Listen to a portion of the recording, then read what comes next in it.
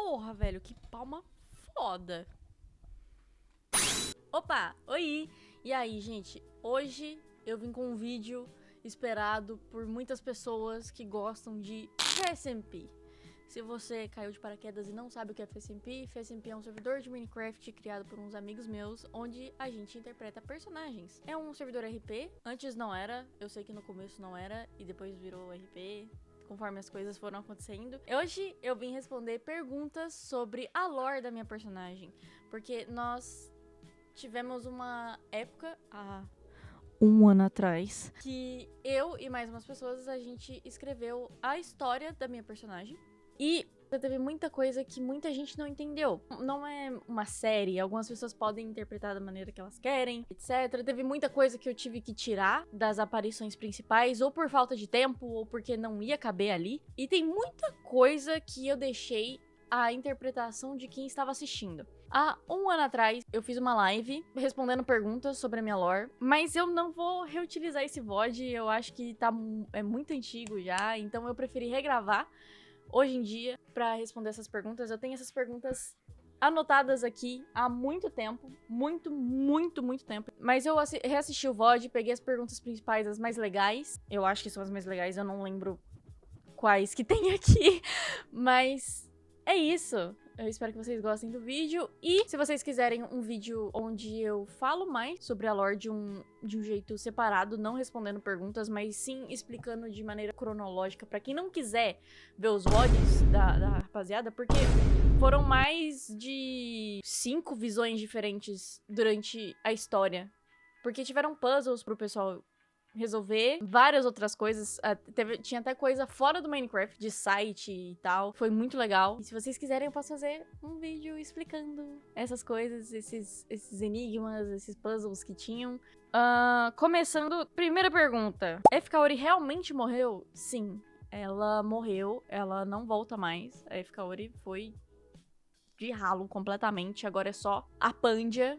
A lore acabou realmente? Ou talvez algum dia, num futuro distante, ela terá continuação? A lore em si, da FKaori, o arco da FKaori, ele acabou. Eu acho que o que eu vou fazer mais no futuro são coisas a ver com a Pandia e sobre ela descobrindo o verdadeiro significado de viver.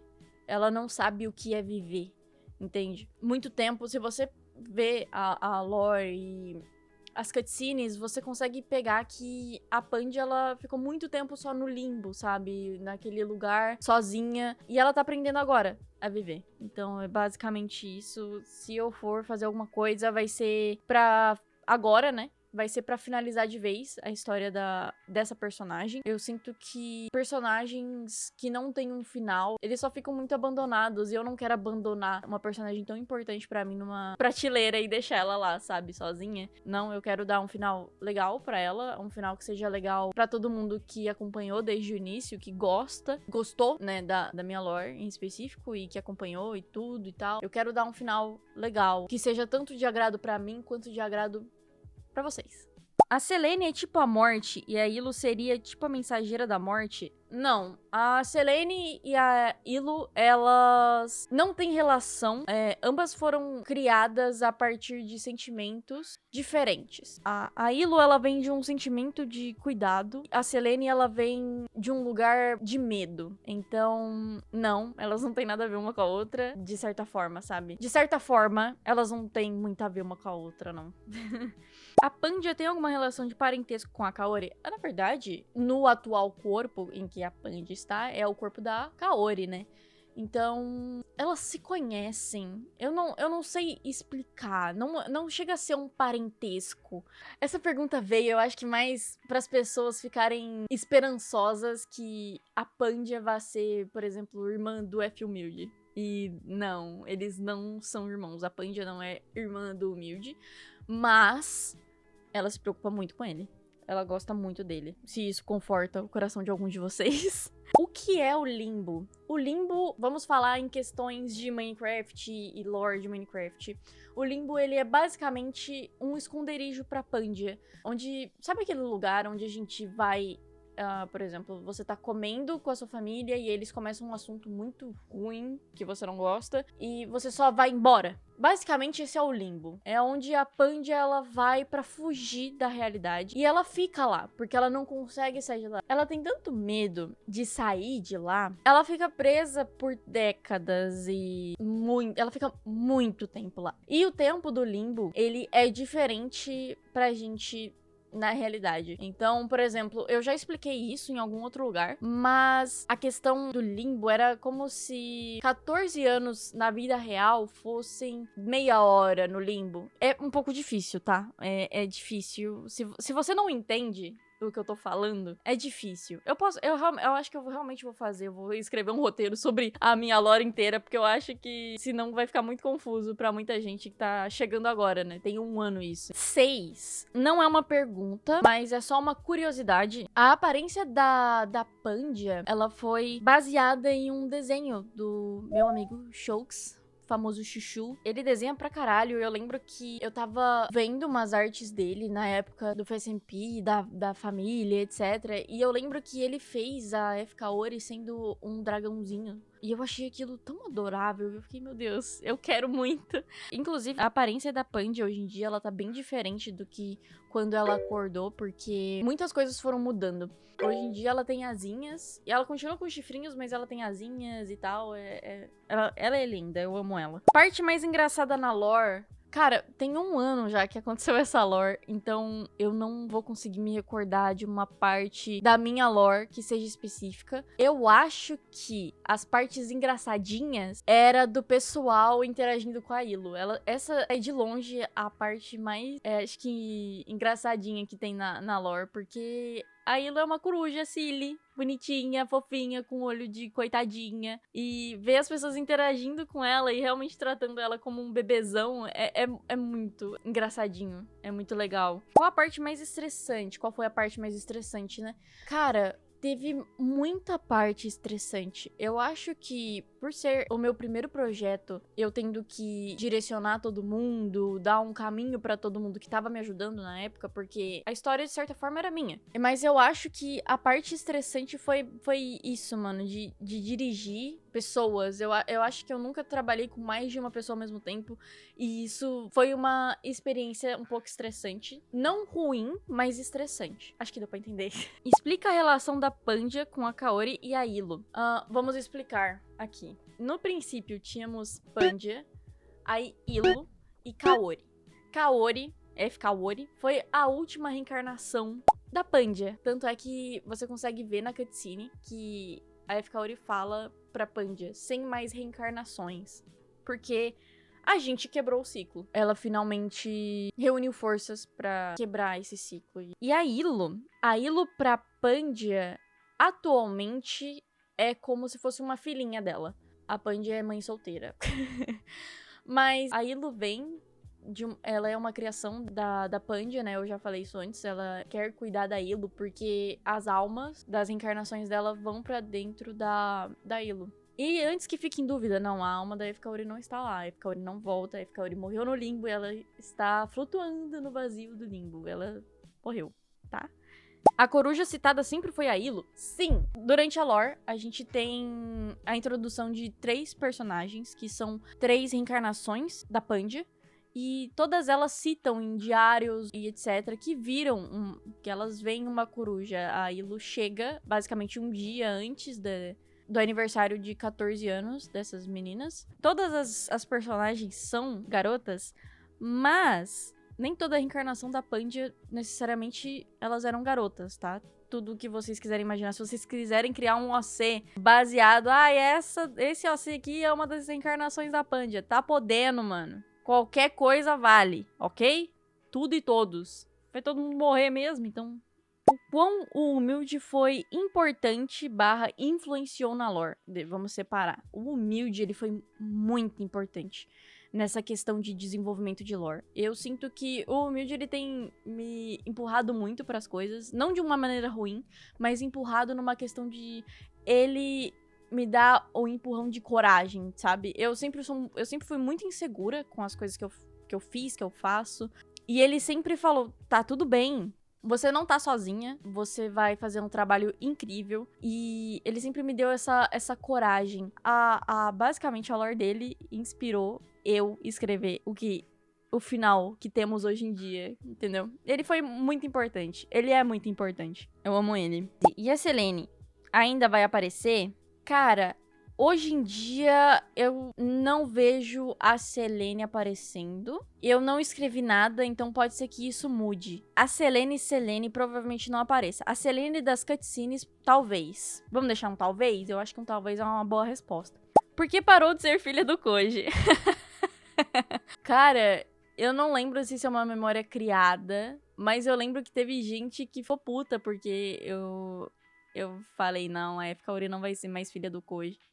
Basicamente, não acho que encaixava na lore que eu gostaria. Por mais que o F-Koji falasse que, independente de qualquer coisa, a F-Kaori ia continuar sendo uma filha pra ele. Na lore da minha personagem, ela ter um pai, eu acho que não combinava na época. Então, a gente acabou tendo essa conversa em episódio. Off-live também, eu lembro que eu mandei mensagem pra ele pra gente combinar uma conversa, né? E é só isso, não tem nada demais.